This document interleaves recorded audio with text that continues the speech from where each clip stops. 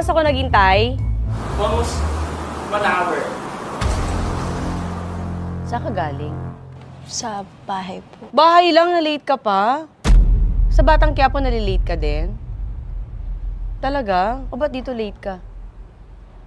Si kuya kasi kanina, Ano? nag-CCR. Sorry, promise, hindi na mauulit. Hindi ka na din mauulit dito.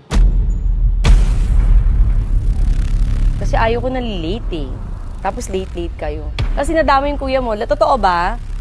Bakit hindi ka nag-ano na maaga? Alam niyo ba yung call time niyo dito? Opo, ready na po So kami. siya ang inintay niyo. Hindi, nakita mo ako, girl. Di ba, 3 pa lang, okay na. Hindi, so late ka nga. So attitude siya ganun.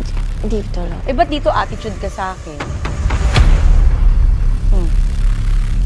Ba't ka na late? Pinaghintay mo. Alam mo, walang nagpapahintay sa akin dito.